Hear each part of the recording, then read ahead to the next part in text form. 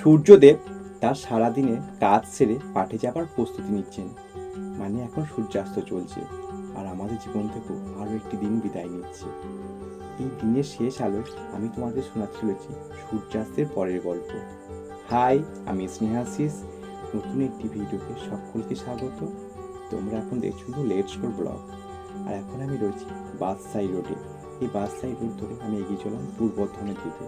বর্ধমান যাওয়ার পথে রাস্তার পাশে বাঁ দিকে পড়ে একটি মন্দির, সেটা হচ্ছে গৌর নদী কালী মন্দির। চলো মন্দিরের ভিতরে তোমাদের নিয়ে যাই।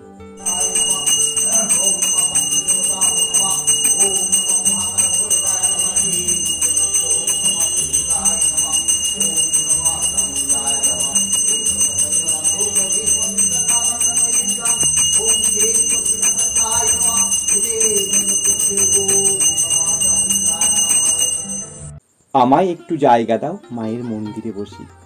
সত্যি আমি আজকে মায়ের মন্দিরে একটু জায়গা পেলাম। আমি নিচেতেই ছিলাম, ঠাকুরমশাই আমাকে ডাকলেন যে নিচেতে কেন, উপরে আসতে। আর অন্য সময় কিন্তু এখানে পুজো বিকাল দিকে হয় না, বেশিরভাগ পুজো সকাল দিকে বা দুপুরের দিকে, বা বিশেষ কোনো তিথি থাকলে হয়তো রাতের দিকেও হয়। তো আজকে বিকেল দিকে পুজো, সেই পুজোটা অনেক দিন বাদ আমি দেখলাম। আর এখানকার ঠাকুরের যে চান জল, তারপরে ওই সিঁদুরের টিপ, এগুলো নিলাম। তো নিজেকে খুব সৌভাগ্য লাগছে এই দিক থেকে। আর এটা হলো মন্দিরের ভেতরে এরকম দুটো মূর্তি রয়েছে। আর এই মন্দির নিয়ে হয়তো কোনো গল্প আছে, সেটা কিন্তু আমার জানা নেই, তাই তোমাদের এই মুহূর্তে আমি শেয়ার করতে পারছি না। পরে যদি জানি তাহলে এই মন্দিরকে খুব সুন্দর একটি ভিডিও বানাবো, সেটা তোমাদেরকে শেয়ার করবো। মন্দিরের ভেতরটা খুব সুন্দর, বেশ সুন্দর একটি জায়গা। আর বিকাল দিকে এখানে পুজো হচ্ছে এই কারণে, কারণ এখানে একজন গাড়ি পূজা করাতে এসেছিলো। তো সেই গাড়ি পুজোটা হলো বেশ সুন্দর। তবে এখানে আমি সন্ধ্যা আরতি দেখেছি, বেশ ভালো এখানে সন্ধ্যা আরতি হয়। আর এই মন্দিরটি মানে গৌরী নদী, মন্দিরটির নাম হচ্ছে গৌরী নদী বা গৌর নদী কালীবাড়ি। এটি বর্ধমান রেলওয়ে স্টেশন থেকে বাদশাহী রোড বা কাটোয়া রোড ধরে 5 কিলোমিটার এলে এই মন্দিরটি পাওয়া যায়। তো বেশি দূর নয়, বর্ধমান থেকে খুব কাছেই, বা বর্ধমান কামনাড়া বা দিঘির মাঝামাঝি এই মন্দিরটি। আর এই পাশে কিন্তু খুব সুন্দর একটি নদী আছে মন্দিরটির পাশে। যেহেতু একটু অন্ধকার হয়ে গেছিলো বলে, একটু জঙ্গল টাইপ হয়ে গেছে বলে আমি দেখাতে পারলাম না। পরে হয়তো অন্য সময় এলে তোমাদেরকে নদীটাও দেখাবো। আর এখন আমি চলে এসেছি বর্ধমানে বেশ কয়েকটা জিনিস, মানে খুব দরকারি জিনিসের কেনার আছে, তো সেই জন্যই এসেছি। আর এখন আমি পার করছি বর্ধমান একটি নদী, যেটি বর্ধমান শহরের ভিতর দিয়ে বয়ে গেছে, সেটি হলো বাঁকা নদী। মানে বর্ধমান লোকেদের কাছে খুবই পরিচিত একটা নদী, বাঁকা নদী। তো জলটা খুবই খারাপ হয়ে যায় বেশিরভাগ সময়ই, কারণ এটার উপর হয়তো অনেক হাই ড্রেন বা ড্রেন পড়েছে, সেই জন্য। বেশ ছোট্ট একটা নদী। আর এখন আমি চলে এসেছি একটি মলে, তো সেখানেই দেখা যাক যে জিনিস কিনতে পাই কিনা। তো দেখো, জামা আমি পরেছি একটা, আর একটা জামা আছে পিছনেই দেখতে পাচ্ছ, ওটাও পরবো। তো কোনটা আমাকে বেশি ভালো লাগছে সেটা আমাকে জানাও। তবে এই জামা কেনার উদ্দেশ্যে কিন্তু আমি আসছিলাম ট্রাক প্যান্টগুলো কিনতে। তো যাই হোক, ওটা প্যান্ট পেলাম না গো, তো জামাটাই ট্রাই করছিলাম। আর এখানে কম দামে বেশ সুন্দর সুন্দর ফটো তোলার জন্য ভালো সানগ্লাস, আমি এটা বলবো না যে চোখে পরে রাস্তায় ঘোরার জন্য, ফটো তোলার জন্য আমি বলবো বেশ ভালো ভালো সানগ্লাস পাওয়া যাচ্ছিল। সন্ধ্যার দিকে যখন বেরিয়েছি, বাইরে একটু না খেলে কেমন যেন একটু লাগে। তো চলে এসেছি বর্ধমানে স্ট্রিট ফুড ট্রাই করতে। এখন আমরা আছি, মানে দেখছি লিট্টি চোখা তৈরি হচ্ছে। আর তার আগে তোমাকে এই জায়গাটা অ্যাড্রেসটা দিদি, এটা কিন্তু বর্ধমান কার্জন গেটের সামনে যে বিএসএনএল অফিসটা রয়েছে, ঠিক তার গেটের সামনে কিন্তু এই লিট্টি চোখা বিক্রি হয়। এটা কার্জন গেট, তার সামনাসামনি রয়েছে বিএসএনএল অফিস। তো সেই অফিসের গেটের সামনে কিন্তু সন্ধ্যার দিকে বসে লিট্টি চোখা। তো এইখানে লিট্টি চোখা কিন্তু এর আগেও আমি বেশ কয়েকবারই ট্রাই করেছি, বেশ ভালো পড়ে। তো এখন এখানে কিন্তু কাঠ কয়লার হচ্ছে, তাই একটু স্লো হচ্ছে, আর সেই জন্য ভিড়টা একটু বেড়ে গেছে। তো অনেক লোক নিচ্ছে, কেউ বাড়িতেও নিয়ে যাচ্ছে, আমরা কিন্তু এখানেই খাবো। তো লিট্টি চোখা আগের যেমন টেস্ট ছিল সেই টেস্টটাই রয়েছে, বেশ ভালো। তবে এখানে প্রথমেই যদি তুমি 2-3 বার, মানে এখন যেহেতু জানি না, খুব পাওয়া যাচ্ছে না, খুব কমই পাওয়া যাচ্ছে, প্রথমেই যদি কেউ যে বেশি খেতে যাও, বেশি নিয়ে নিতে পারো। এটি বর্ধমানে একটি ব্যস্ততম জায়গা, কার্জন গেট। আর এর পাশেই রয়েছে রামপ্রসাদের লস্যি, যেটা বর্ধমান ও বর্ধমান আশপাশে বাড়ির সবাই জানে এই জায়গাটি।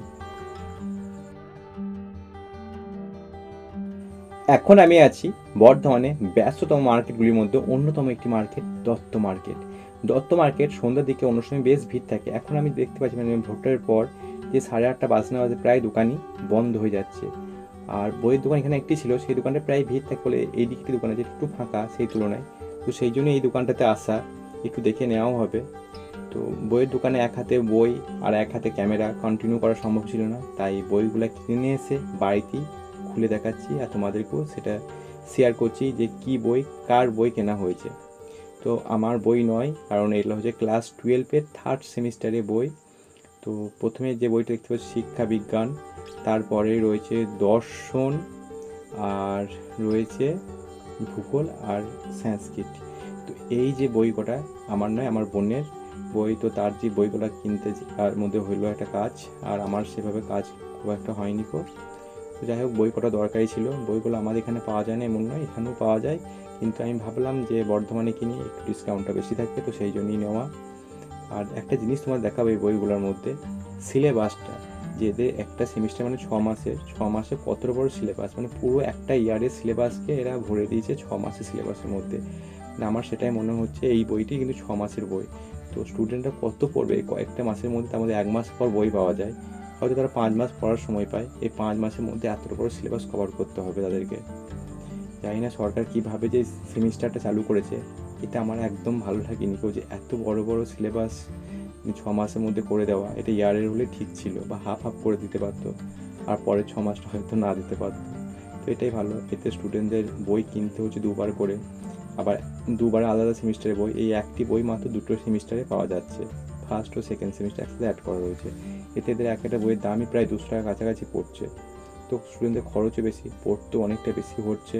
তো এই দিক থেকে আমাদের মনে হয় খুবই আমরা লাকি যে আমাদেরকে এত বড় সিলেবাসটা পড়তে হয়নি কো।